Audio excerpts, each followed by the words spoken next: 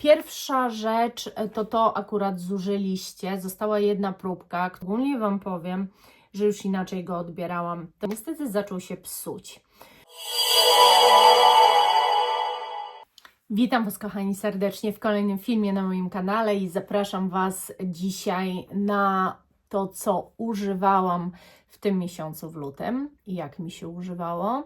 I przede wszystkim tu mam troszeczkę denek, więc przy okazji Wam powiem, co już wyszło z mojej kolekcji. No i chyba trzeba narobić nowych zakupów. Zapraszam. Najpierw Wam powiem może o tych rzeczach, które z mojej kolekcji już wyszły. I one były w ogóle tak wystawione na sprzedaż jako flakony ubytkowe, ale wiecie, w międzyczasie zawsze się coś tam zmieni w głowie, no i zaczynamy używać, bo na przykład chcemy spróbować zlejerować coś. Pierwsza rzecz to akurat zużyliście. Została jedna próbka, która jest już sporządzona, więc kto pierwszy, tak naprawdę ten lepszy. Jeszcze ta jedna próbka jest do kupienia, 2 ml, a resztę zużyłam już, to co zostało. No i to jest przepiękne, przepiękny akigalowy zapach. I tę bazę akigalową bardzo silnie tu czuć.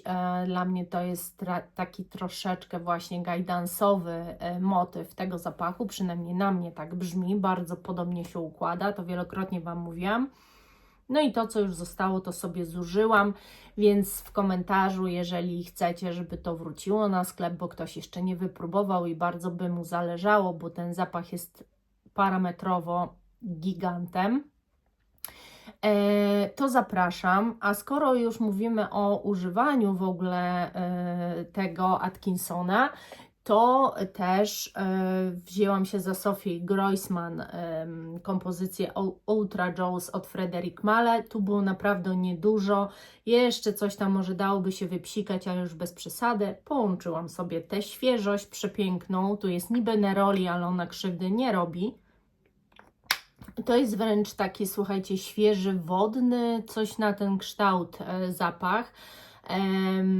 Przepiękny i to się fantastycznie uzupełniało, bo on też ma super parametry, ale jest bardzo, bardzo świeżym zapachem, tak na zimę trochę za świeżym, a kiedy połączyłam te dwa, no to wyszło coś przecudownego i takim sposobem też Ultra Jaws sobie zużyłam. Wzięłam też, słuchajcie, na tapet Mont Blanc, bo stwierdziłam, że nikt się nim nie interesuje, nikt go nie chce, a to taki przyjemny słodziak, bardzo, bardzo przyjemny i sobie poużywam, także zużyłam go. Jego nie było dużo, bo też większość wykupiliście w odlewkach, także jego zostało naprawdę malutko i postanowiłam już to zdękować.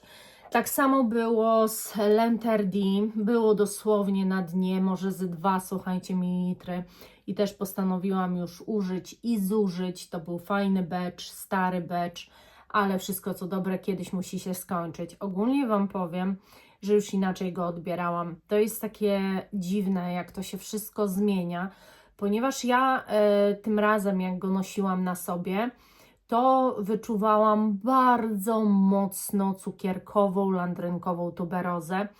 Tak się na mnie układał, a kiedyś nie. Kiedyś ja tu czułam tę ziemistość.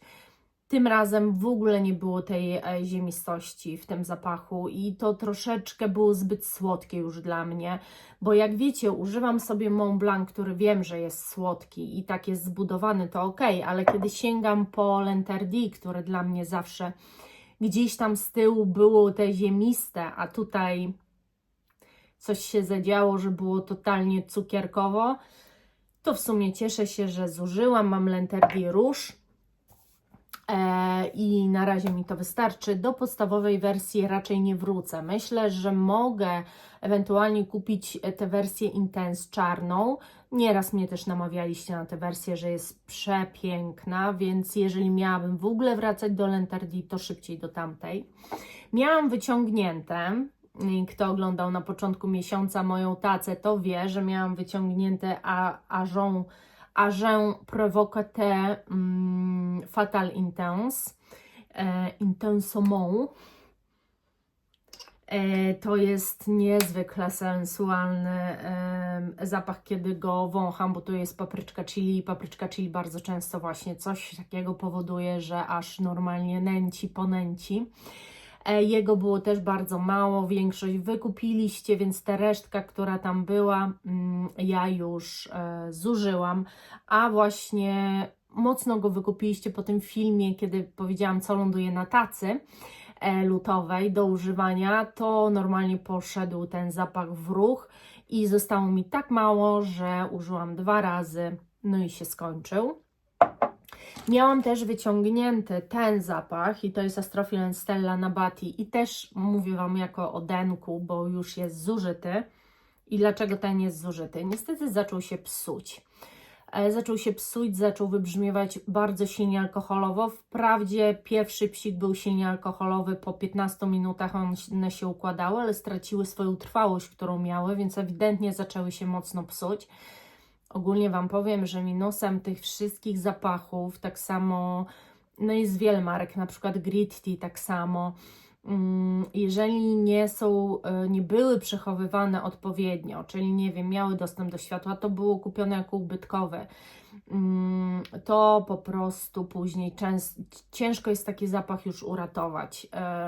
One się psują, dlatego ja już nie kupuję ubytkowych flakonów. Po pierwsze dlatego, że i tak potrzebuję fakturę, więc kupuję normalnie na fakturę, tak mi się opłaca. A po drugie właśnie wszystkie zepsute to były wszystkie flakony ubytkowe, które kupiłam od kogoś. No a widać, że ludzie nadal jeszcze nie przykładają się do tego przechowywania takiego, jak powinno być. Powinien być kompletny na ciemność w pomieszczeniu, w którym przechowujecie te zapachy. Nie może dochodzić tam słońce nawet przez, nie wiem, chwilę.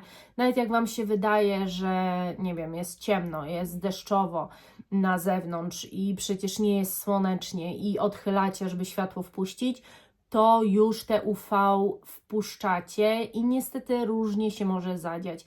Astrophil Stella jest robiony bardzo jakościowo, naprawdę z naturalnych składników. No i z nimi trzeba jak z jajkiem. Oni nie mogą sobie po prostu stać na słońcu, bo się zmarnują. Także nie ma już, został zużyty. Jak pierwszy raz sobie go użyłam na początku miesiąca i zobaczyłam, że on już nie pachnie początek tak jak trzeba oraz te parametry, to po prostu nad nim popracowałam, no i lejerowałam go z wieloma zapachami. Ale ogólnie zapach Nabati przepiękny, no ale już nie ma w mojej kolekcji. Smuteczek.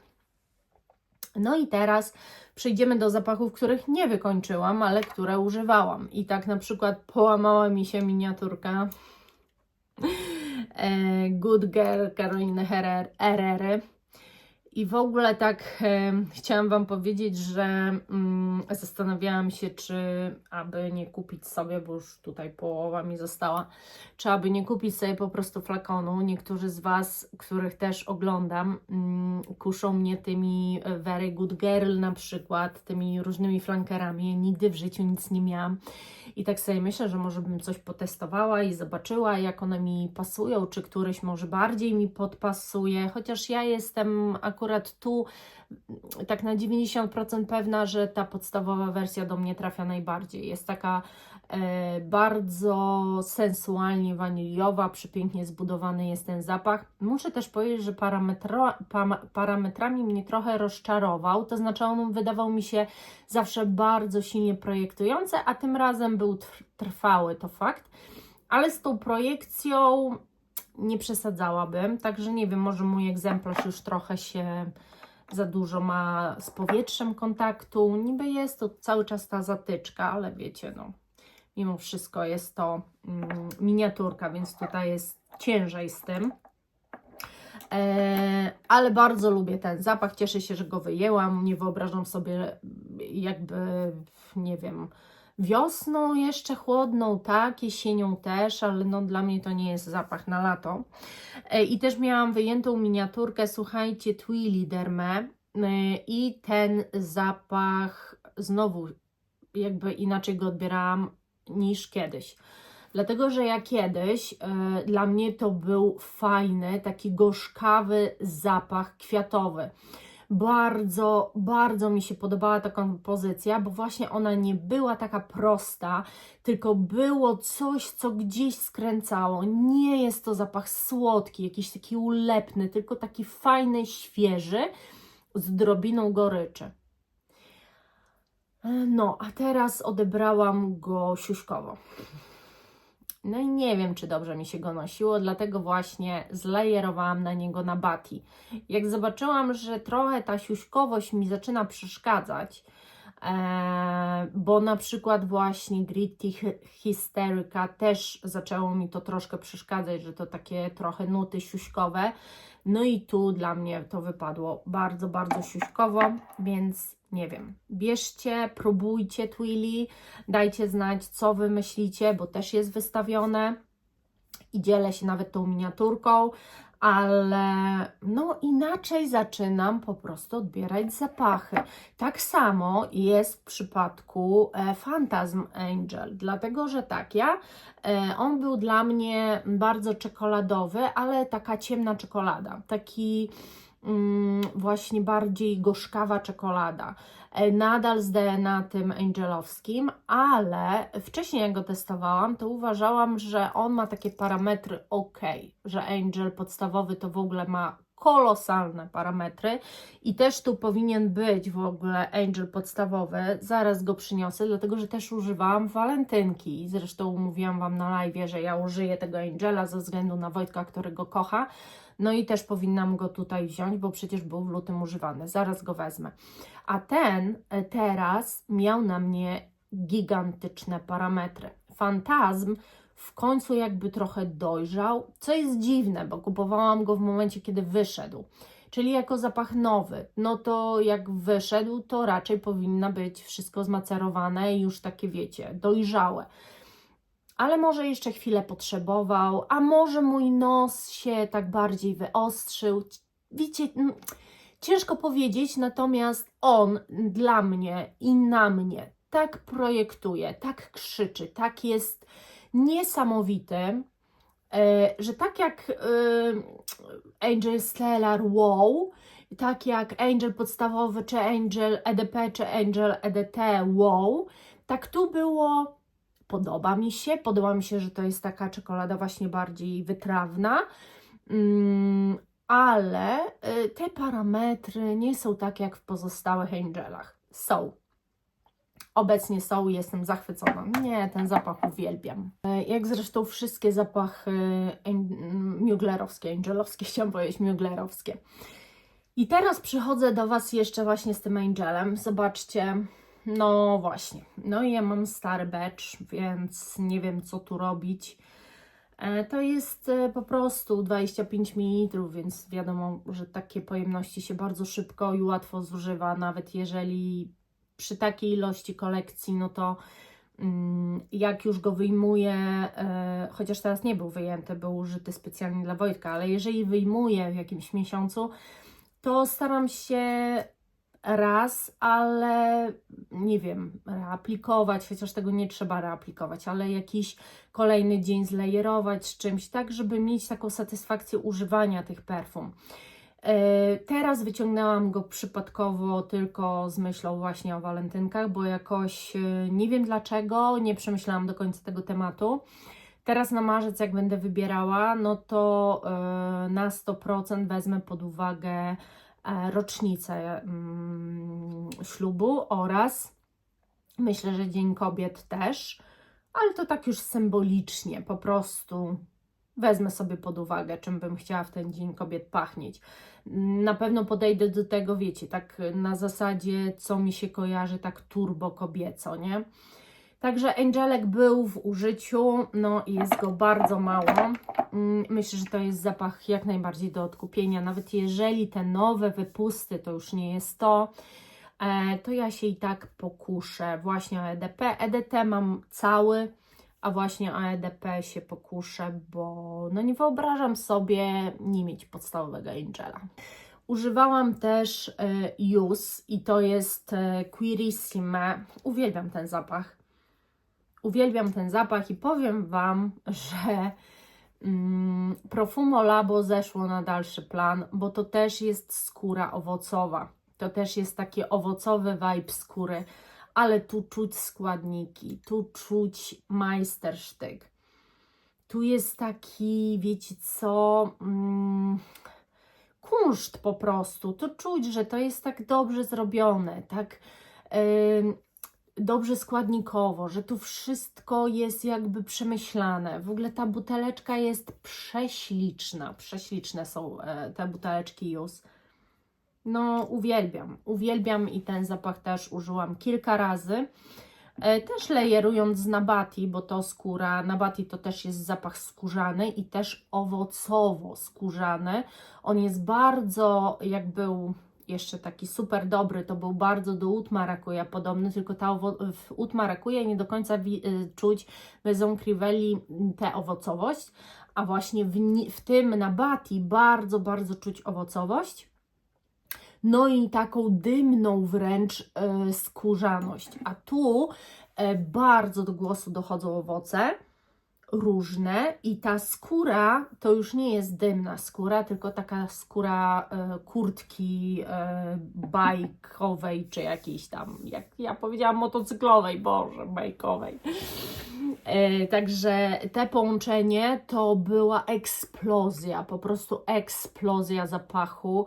Pachniałam na kilometr i tak pachnieć na kilometr mogę.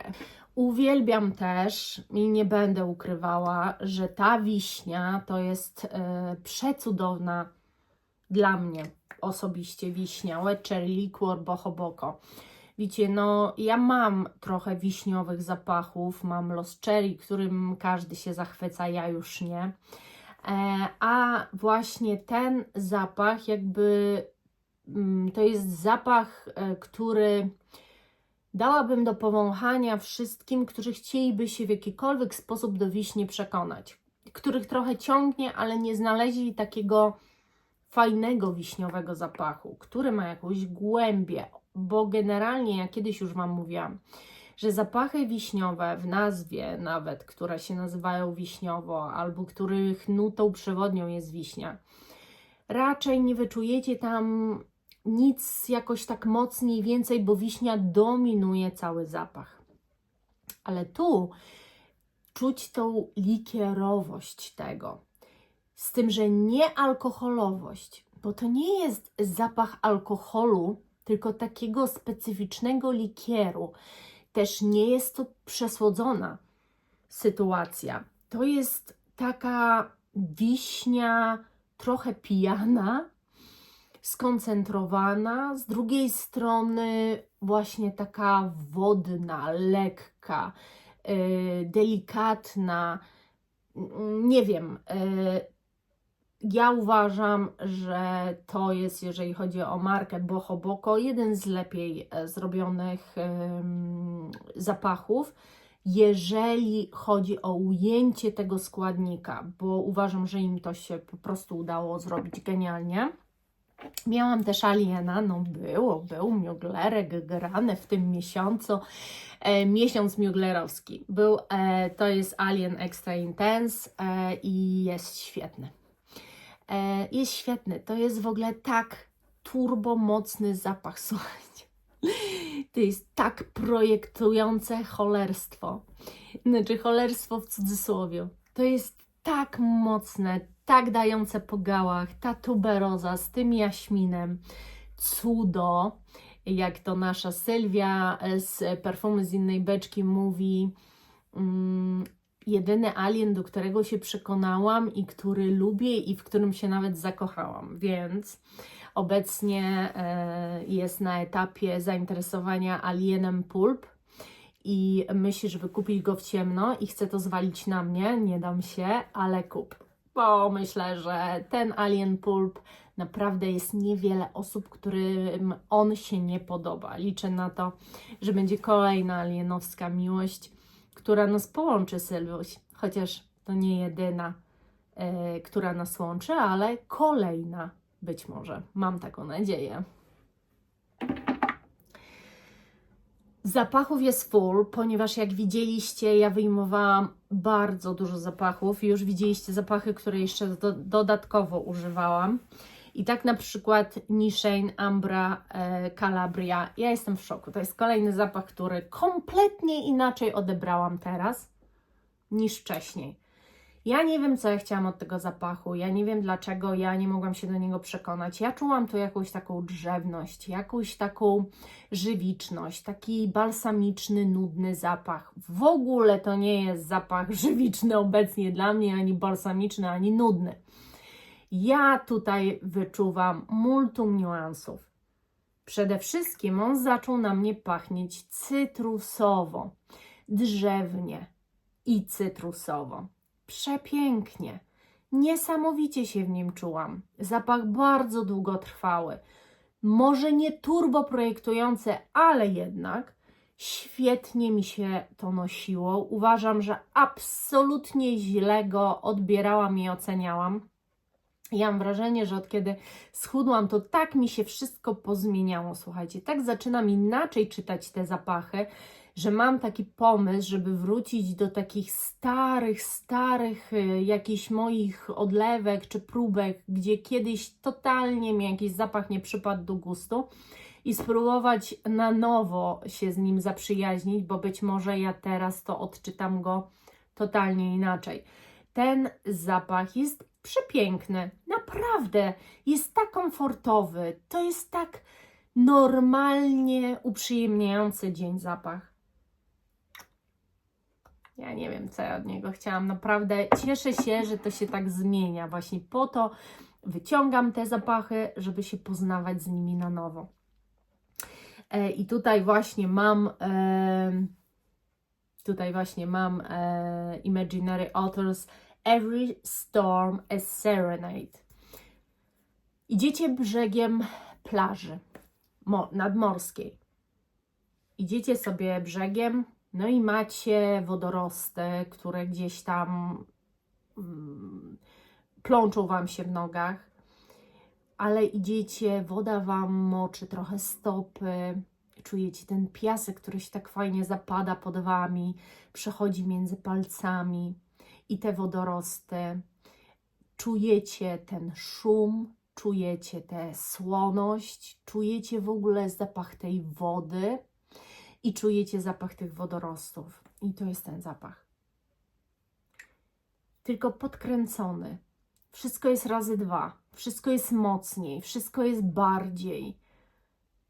Niesamowite. Dla mnie te zapachy z Imaginary Authors to są kompletnie niedocenione. Marka jest za słabo rozpowszechniana na to, co wypuszcza, jak genialnie potrafi to zrobić i daje tak niesamowite parametry.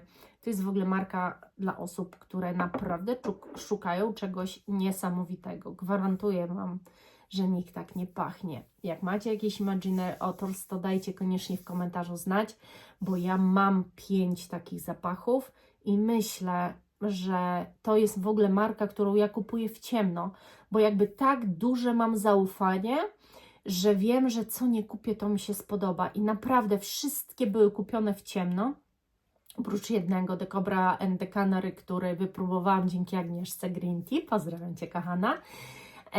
Resztę kupiłam w ciemno i we wszystkich się zakochałam. Wszystkie uwielbiam i wszystkie uważam, że są totalnie noszalne, ale jednak inne. I tak samo muszę Wam powiedzieć o Nikolaj i zapachu Pawlowa, który miałam wyciągnięty. Ten zapach na mnie się utrzymywał 3 dni. Wiecie, nosi się teraz te swetry, ja przynajmniej chodzę w swetrach różnego rodzaju. Jak się popsikałam na skórę i na sweter, to w ogóle ten zapach był cały czas, ale mało tego. Sweter wylądował po jednym dniu, następnego zakładam co innego. Nie wiem, czy tak macie, ale ja tak mam. I to nie jest tak, że po jednym razie nałożony sweter, jeżeli go nie ubrudziłam jedzeniem, no to jakby on ląduje dalej na półkę. I ja mam tu otwartą taką szafę, bo ja mam taką tylko zasłanianą zasłonami, więc jak ten sweter położę sobie na półce, to on non-stop projektował tym zapachem. To jest zapach ananasowy, więc jeżeli ananasa nie lubicie, a wiem, że niektóre z Was nie znoszą ananasa, to nie jest zapach dla Was. Ale jeżeli lubicie ananasa, lubicie moc owocowości, bo ja bym nie nazwała, że ten zapach jest jakoś szczególnie gurmandowy. On jest ananasowy, jest silnie projektujący, tego ananasa czuć cały czas i ma w sobie też jakąś delikatną kremowość, jakiegoś właśnie kremu, ale nie wiążecie tego absolutnie z gurmandowością. Niesamowity ten zapach. Uważam, że Nikolaj też jest, mało się o niej mówi i jest niedoceniona. Moje ukochane kadzidło kościelne. Encens Suave Matière Première. Ja uwielbiam ten zapach, ja uwielbiam ten profil. Już widzieliście ten film z moimi testowaniami. Muszę Wam powiedzieć, że Le Bain Bourbois Le Feni 2015 chodzi za mną. Chodzi za mną ten zapach, ja o nim cały czas myślę, cały czas go pamiętam. Podoba mi się w nim ten chłód, ta przestrzenność. No i tak sobie myślę, że jednak on chyba trafi do mojej kolekcji. Z tym, że jeszcze nie trafił, bo nie mogę go znaleźć. Jest niedostępny obecnie. Teraz, właśnie dziś, zanim tutaj przyszłam usiąść, szukałam go i sprawdzałam, czy mogę go kupić. Jest niedostępny, więc poczekamy. Na pewno będzie dostępny, będzie do kupienia. Przyjadę się może do perfumerii, jeszcze raz go tam sobie powącham. Także tego typu profil zapachowy do mnie bardzo przemawia. I ten zapach, cudo. Bardzo dobrze mi się używa tego zapachu. Amra, tylko że w wersji Dukan. Ciepłokorzenna.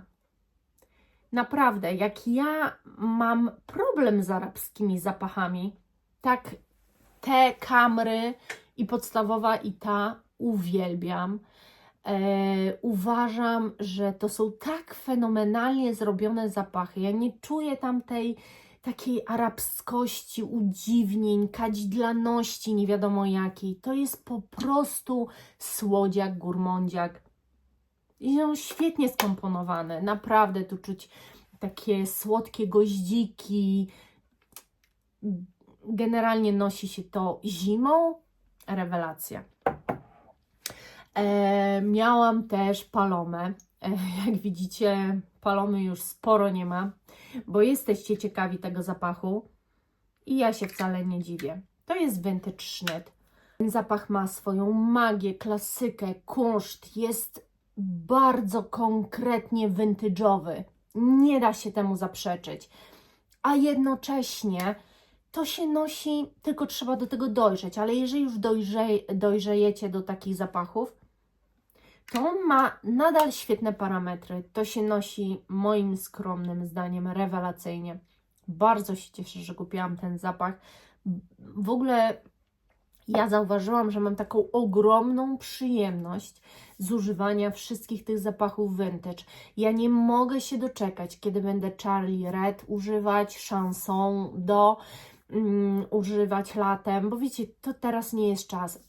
Nie mogę się po prostu doczekać, kiedy wykrzyknik użyję, kiedy będę po prostu aplikowała tego na siebie full. Mogę się dopsikiwać nawet, ale kiedy sobie poużywam to, co było kiedyś. Więc z jednej strony nadal eksploruję ten świat teraz, a z drugiej już zaczynam też sięgać po zaszłości dosyć dawne, trzeba przyznać.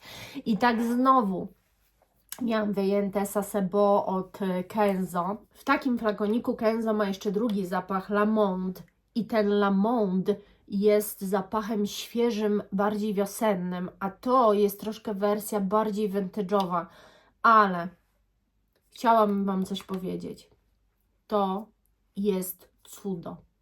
Naprawdę, nawet sobie nie wyobrażacie, jak ten zapach cudownie się układa i on po pewnym czasie, jak już tak się ułoży, troszkę się zmienia, przestaje mieć sznyt vintage'owy w ogóle. To jest kwieciuch najpiękniej stworzony, bardzo zmysłowo, bardzo uwodzicielsko, niesamowicie kobieco. Chciałam Wam też powiedzieć, że jeżeli ktoś kocha róże, to nie wiem, co jest w tym zapachu takiego.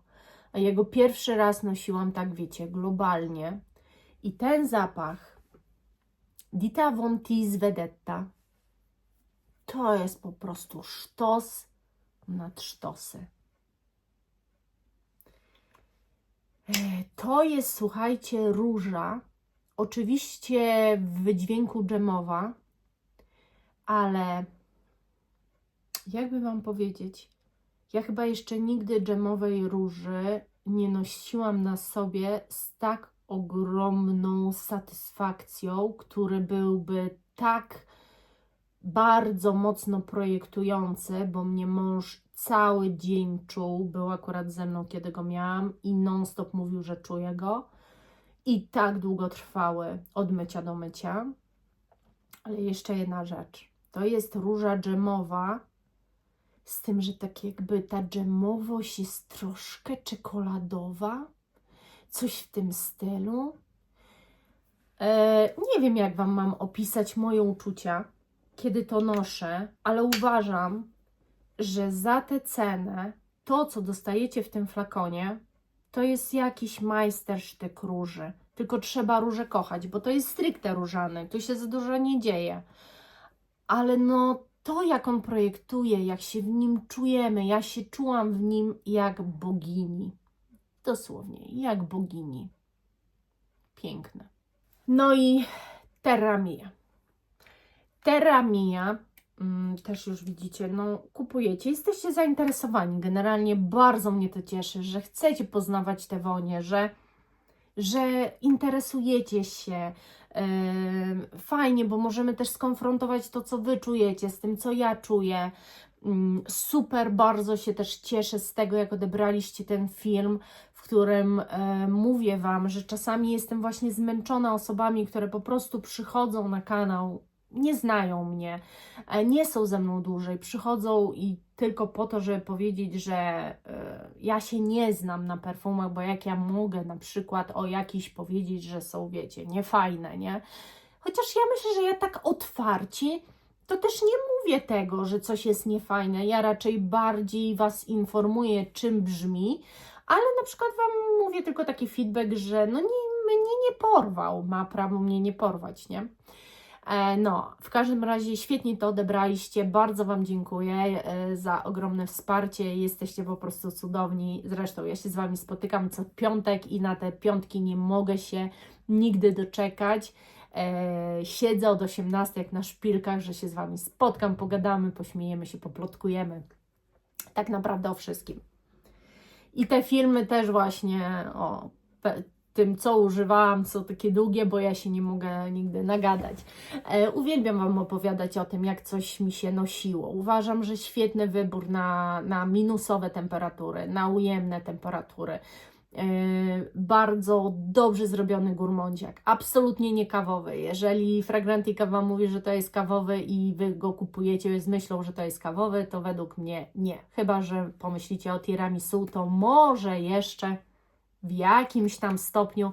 W każdym razie to jest słodziak, bardziej strona czekoladowa niż jakaś kawowa, ale naprawdę jest to tak przyjemnie uprzyjemniający dzień, fajnie się noszący zapach z turbo świetnymi parametrami, uważam. Nosiłam też mój ukochany Ganymed i ja nie mam żadnych wątpliwości, że on jest w mojej czołówce zapachów skórzanych.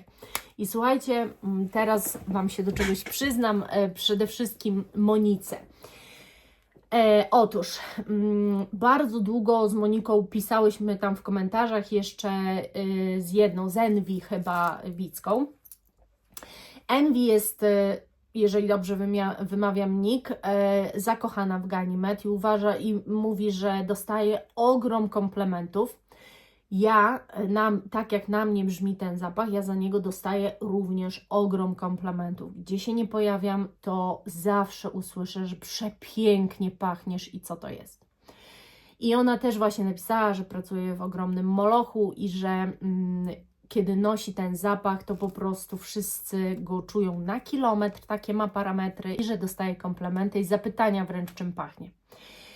I Monika napisała, że no jej jakoś nie porwał, ale jest to bardzo ładny zapach i nie rozumie, dlaczego na Fragrantice ludzie piszą o jakimś dziwnym odbiorze tego zapachu. A no, on jest trochę molekularny i w związku z tym faktycznie potrafi wybrzmiewać na niektórych bardzo, bardzo źle, jakimiś takimi oponowo dziwnymi sytuacjami. I doskonałym przykładem na to jest Agnieszka Green Tea.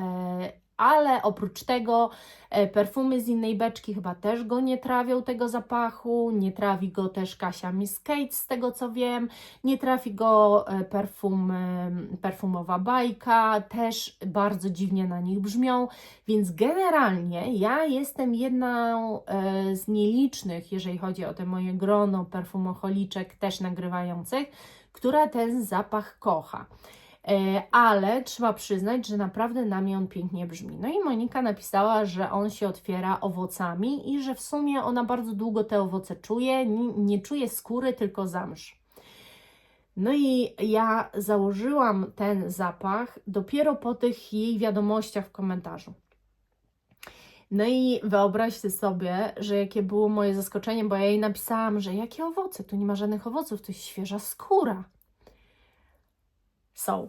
Ja teraz je wyczuwam. Faktycznie przy pierwszym psiknięciu zapach jest dosyć owocowy, a dopiero później jest ta świeża skóra. Ale ja Wam powiem, że ja naprawdę nie wiem jak to powiedzieć. Szkoda jest mi tych osób, które no nie mogą dostrzec, bo to nie jest ich wina, na to się składa tyle czynników, nie mogą dostrzec piękna tego zapachu, bo gdyby czuły ten zapach i odbierały tak jak ja, to jest naprawdę jeden z piękniej zrobionych zapachów, no pod warunkiem, że się czuje to co ja. Także Ganymede wzbudza emocje, też wydaje mi się, że przez to bardzo dobrze jest go poznać, bo właśnie wzbudza tyle emocji. Nie każdy go może nosić, bo nie na każdym dobrze brzmi, więc to jest piękny zapach, który jeżeli na Was będzie brzmiał tak, jak ja go wyczuwam, cudownie, to nie będzie ogroma ludzi, którzy będą pachnieli tym zapachem. Myślę, że już więcej Bois Imperial na przykład zobaczycie na ulicach niż ten zapach. Także tak. No i mój ukochany top of the top Womanity też było. Cudowny. Cudowny, figa, słodkawa, drzewna, zapach drzewny, konkretny, projektujący, bardzo długotrwały. Świetna kompozycja Muglera. Mugler w tym miesiącu trochę se porządził w tej mojej szafie perfumowej, garderobie, czy jak tam zwał. Po prostu genialny. I ostatni zapach, bo ja tu gadam już po prostu strasznie długo. To ostatni, ale nie ostatni, czyli Atelier Cavacarda Extract des Ors. Atelier des Ors. Boże, jak ja to powiedziałam teraz. Słuchajcie, to jest dosłownie kawa skropiona cytryną, czyli gdzieś chyba jest w ogóle na świecie taki rytuał picia kawy z cytryną, bo gdzieś kiedyś byłam i tak mi ją nawet zaserwowano. Pamiętam, że to było świetne kombo. Ja wprawdzie w domu tego nie powtarzam, ale pamiętam, że to było świetne kombo. I powiem Wam szczerze, że tu czujecie kawę z cytryną. Ja czuję cały czas na sobie. Nie jest to ani przesłodzone, jest to kawa trochę posłodzona, ale nie przesadnie. No i jest to raczej espresso niż jakaś taka... To nie jest żadna kawa zabielana z mlekiem czy coś. Nie, nie, nie. To jest czarna kawa z dodatkiem cytryny. naprawdę ten zapach jest genialny. Genialny. I też pogadam z Wami w ogóle o zapachach kawowych. Boże, ja mam milion planów na nagrywki, tylko mam mało czasu antenowego, bo jak wcześniej nagrywałam 3 filmy tygodniowo, no to teraz jest zamiast tego 3 live, gdzie tam się dzieje, to jest nieprzewidywalne zawsze. Ja chyba przestanę w ogóle tematy wymyślać na te live'y i po prostu sobie będziemy siedzieć i gadać o nie wiadomo czym. Właśnie dlatego, że i tak zawsze gdzieś tam zejdziemy na te tematy, a ja nie chcę Was, wiecie, ja nie chcę Was trzymać. Chcę, żebyście Wy mogły powiedzieć wszystko, na co macie ochotę na tych live'ach, żebyśmy sobie mogły po prostu o wszystkim pogadać. A jak czasami któraś z Was przychodzi na live'a, bo potrzebuje poprawić sobie humor, czy może jakiegoś wsparcia, no to ja myślę, że my wszystkie będące na tych live'ach jak najbardziej Ci go udzielimy i też jesteśmy po to, żeby właśnie ten może tydzień zamknąć fajną, miłą klamrą. Po to są te live'y, nie? Napędzajmy się wspólnie pozytywną energią, a nie negatywną. No i to by było na tyle. Tyle zapachów użyłam. Ogrom, tak, wiem, ale to był wspaniały miesiąc, kolejny wspaniały miesiąc. Zobaczcie, ile mam zużyć. Jak przypilę, to się da. Fajne jest to, że zaczęłam tak naprawdę mocno layerować. Wychodzi mi to super, uważam. W ogóle skąd się wziął cały ten pomysł też layeringu u mnie, że tak bardzo chcę to robić? Otóż, kiedy odlewam Wam zapachy, to bardzo często na ręku zostaje mi jakiś tam zapach, wiecie, tu się poleje, tam się coś poleje i czasami na przykład nie mogę później dojść, które to zapachy były, które mi się tak połączyły, że to jest najpiękniejszy zapach, jaki ja kiedykolwiek czułam i daję słowo, że gdybym pamiętała, które to zapachy mi się tak polały i tak złączyły, to chyba bym je wzięła, wlała do innej butelki, pomieszała, żeby coś takiego wyszło. Chociaż oczywiście nie jest to za bardzo możliwe, bo one są tworzone na ogół w jakiejś piramidzie. Czasem są liniowo, ale niewiele z zapachów, które mam liniowo tworzone, raczej piramidy. A jeżeli chodzi o piramidy, no to jest pewna baza i każdy te bazy ma inną i dlatego ich czasami nie da się złączyć. Nadal będziecie czuli 3 inne, ale już po rozpyleniu na skórę zachodzi taka reakcja chemiczna, która powoduje, że te zapachy zaczynają się ze sobą właśnie łączyć. No i czasami powstaje coś genialnego. Dlatego ja postanowiłam też bawić się tym, co wyciągam i próbować i szukać jakiegoś genialnego połączenia, które będzie mi po prostu robiło, wiecie, blow my mind. Dobra, to na tyle. Się rozgadałam, mam nadzieję, że się nie zanudziliście, że lubicie te moje takie podsumowania, co używałam, jak, ile, co zużyłam przy okazji i tyle. No a zaraz trzeba będzie nagrywać film, co wyciągam na marzec. Ale to nie dziś. Dziś nagram jeszcze jeden film, ale inny. A co wyciągam, to pewnie w ostatniej chwili nagram. I tyle. Dziękuję Wam za dzisiaj. Buzieczki, kochani. Pa, pa!